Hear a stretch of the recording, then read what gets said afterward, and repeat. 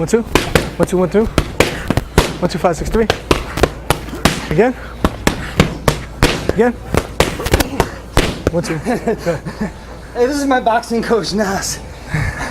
And you know, to stay in great shape, you not only need exercise, but you need great fuel for your body. And Nas asked me great cooking questions. Recently, you were asking me about brown rice. Right. What's your question about brown rice? Question is, do you cook the brown rice heating it up, or do you cook it cold? So it's a whole grain rice. Do you put it in the cold water first and then turn the fire Right. on? Or you put it in hot boiling water?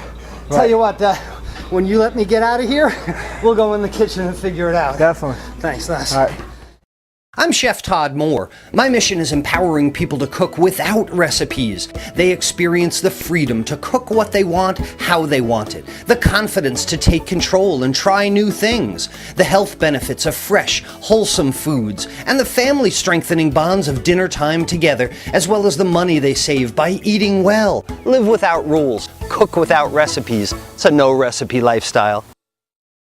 Well, despite what people on the internet say, there's more than one way to cook brown rice. And all these brown rice cooking instructions on the internet will say that their method is the best. But with so much cooking, it depends on your desires, your personal tastes, your likes, and how you like things cooked. So it has more to do with the method than anything else. And you know, while we're at it, brown rice differs from white rice in that it's more refined. It's less refined. White rice is more refined. The brown rice has an outer skin on it.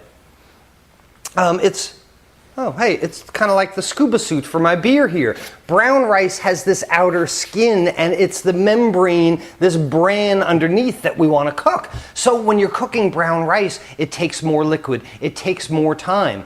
Brown rice cooking instructions are generally going to lead you in one of two ways.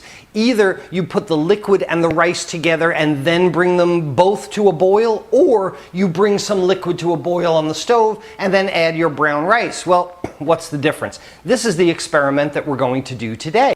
And I have 2 pots of liquid on the stove here. Rice is generally 2 to 1, right? 1 cup of rice, 2 cups of liquid. Well, I've got half a cup of rice, half a cup here, half a cup here, and 2 pots of liquid has 1.25 cups. 2 pots on the stove here. My bigger pot on the right has already come to a boil. We'll add half a cup of rice to that and lower our temperature. The pot on the left we have not applied any heat to yet. We add half a cup of rice to that and now go ahead and increase the temperature. The difference between these 2 methods, water boiling already, add the raw brown rice and bring them together to temperature from a cold state.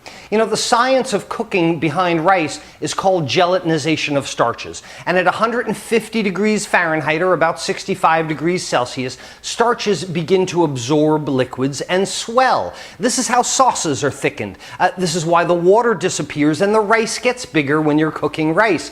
But different rices have different starch contents. So like sushi rice is very, very sticky, right? It sticks together. Jasmine rice, very fluffy, like Indian food. But once the bran, the outer bran, is cracked like the scuba suit on my beer here, then the starches start to gelatinize and it makes them stick together in lumps.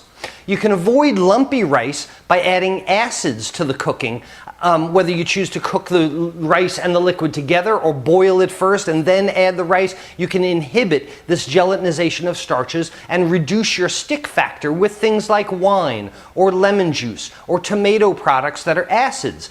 Also, if you coat the grains in fat, like making risotto, if you do a simple saute method, saute your brown rice kernels, what happens? The heat starts to crack the scuba suit, the bran, off the brown rice, and you start to soften it that way. This reduces your stick factor.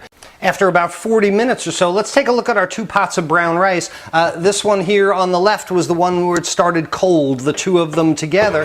And in this pot, now look at this fluffy rice that we have. These kernels are burst, and if I get it really close, can you see where like the outer bran of some of this rice, they're burst at the end, they're kind of frayed at the end. This absorbed a lot of liquid, swelled. It is our gelatinization of starches. Nice looking brown rice.